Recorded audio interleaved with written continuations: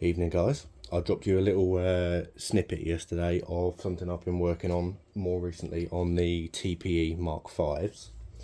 So I've got my 4 rake here at the moment. So you'll see there's no DT at the moment because that's still being worked on, and I'll go into a little bit more detail around that shortly.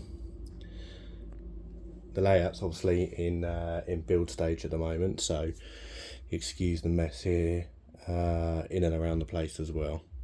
So what have I been up to? I've been working on some revised PCBs for these Mk5s. So Accurascale out of the box will give you things like the wand over to turn on and off the interior lights, and the tail lights at the end, and some of the functions for the DT as well. So I wanted to be able to run these on DCC with the ability to be able to turn everything on and off independently. So trial and error. I've taken a development board here that I started off with. You can see the first one there, wires everywhere, but it gave me all the components that I needed. And the second board here is one that I've had printed over in China. And then you can see the third board here is the one with all the components on. So these are all soldered on in the correct configuration for each of the cars as well. So 2 of the carriages are the same PCB, the other 3 are independent. So what I've got at the moment is I've got 4 set up here as a demo, and I'll go through in a little bit more detail around some of the bits and pieces that are on these. So these boards are now, that board there will plug straight in, screw straight into the top of the carriage.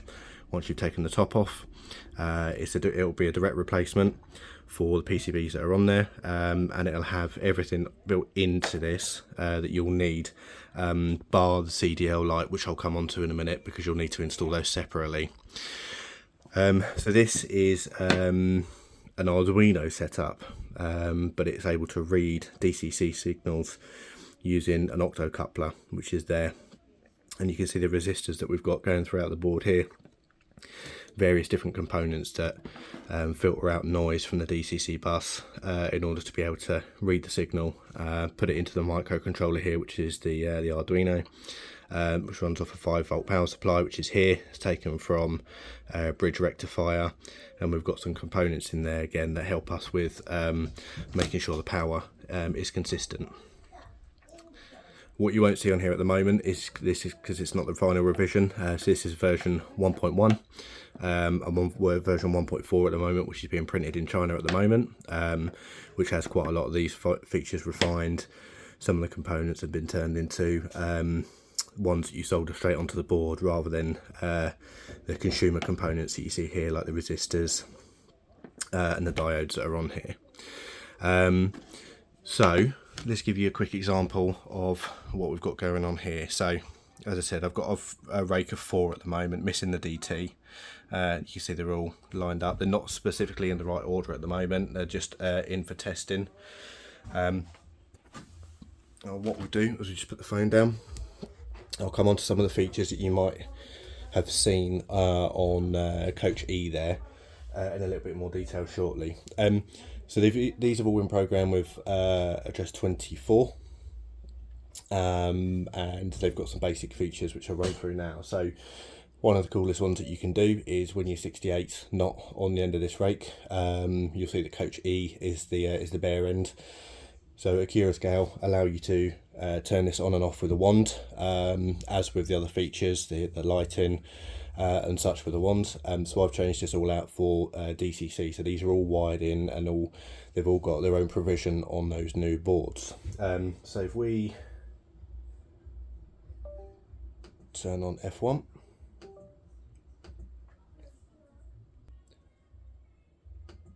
you can see there that you've got working end of train lights. So if you've got a setup like Gloucester Road, who I like to watch on YouTube, then you'll often see that there is an auto loco attached to a rake.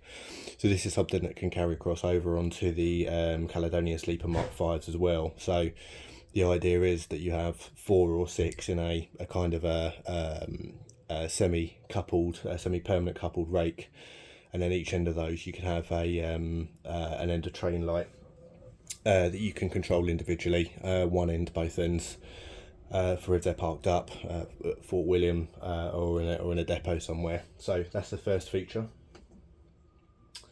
We then move on to the interior lighting. So these are all controlled via a function on these decoders. So I just turn them on and off so you can see them kind of flickering on and off as I press them on the controller. Now,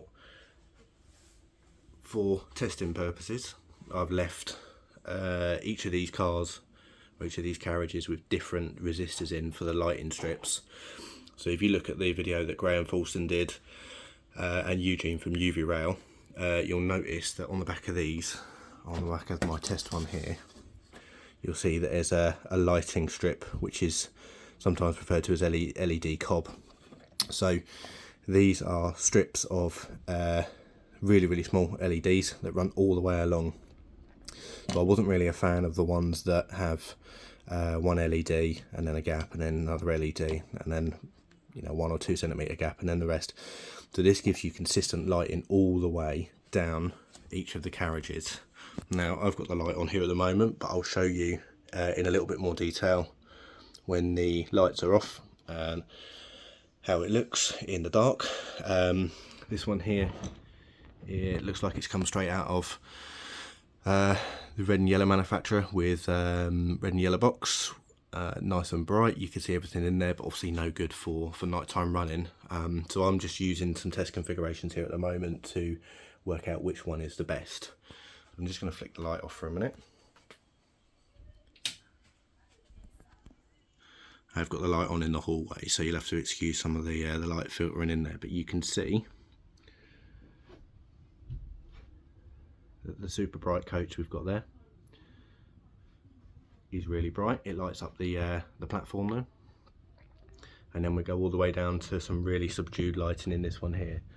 And if you can get the camera just up enough, you can just see that cob lighting as well. So it looks really sort of realistic from the outside.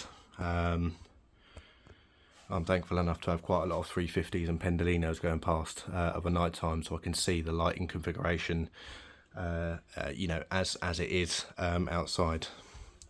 So I'm just going to turn the light back on a minute, and we'll go through one of the other features that this one has. So I mentioned earlier around CDL, central door locking lights.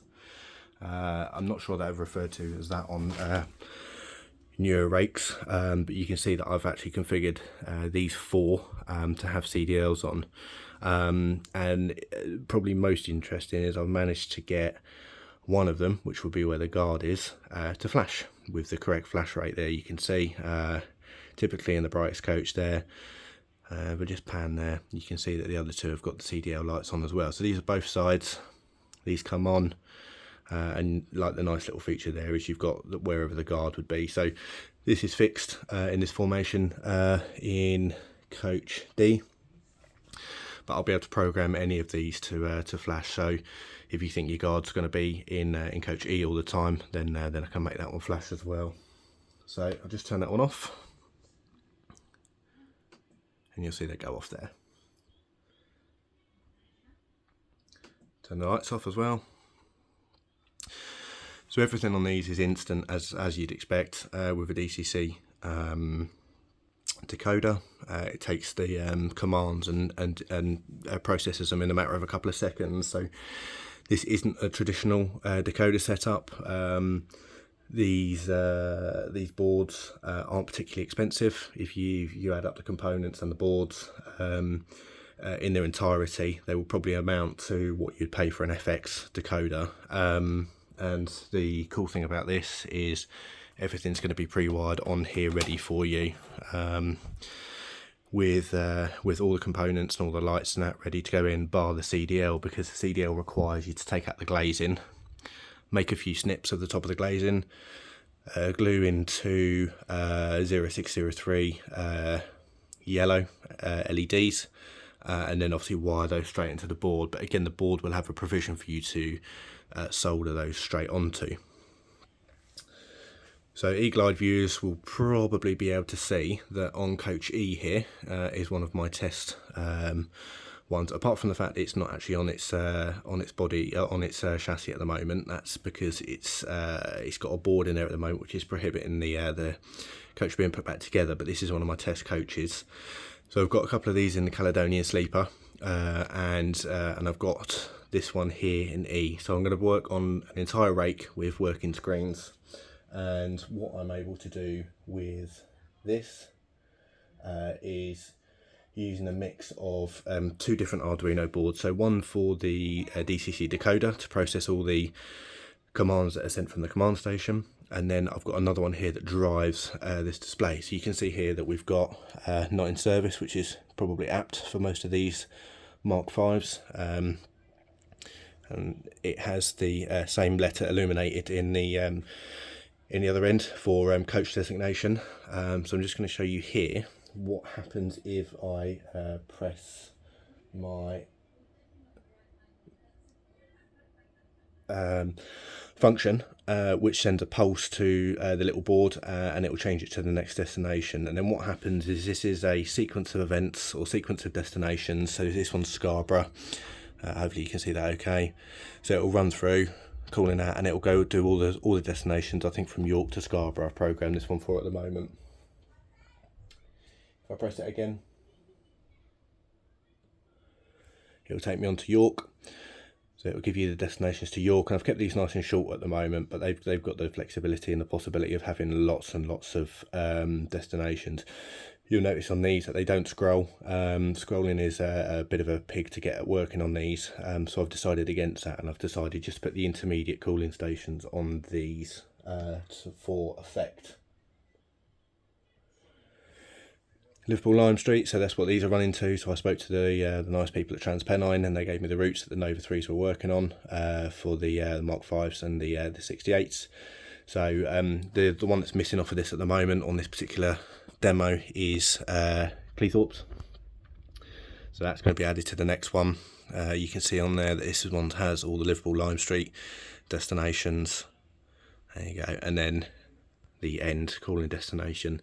So each of these carriages will have the same setup, which is why most of them are missing the plastic that goes in the front, and why I haven't bothered installing the destinations myself for the two that Accurascale give you.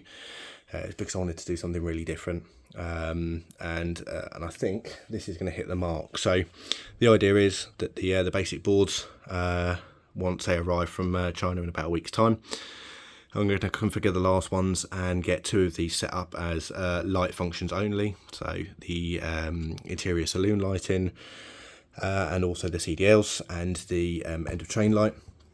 I'll continue to work on the DT as well, because the DT is obviously more complex with the headlight, tail light, top light as well, and marker lights as well. So that is something that's achievable from these boards. They've got about 17 functions on. They are limited in what they can do. They are on-off functions. You've got flash rates and pulse rates that you can do, but they're fairly basic. But it will give you all the functions that you need for certainly these Mk5s, and the same for the Caledonian Sleeper Mk5s as well. So I'm just going to flick the lights on again. I have everything on, including the CDL, and leave you with something to ponder.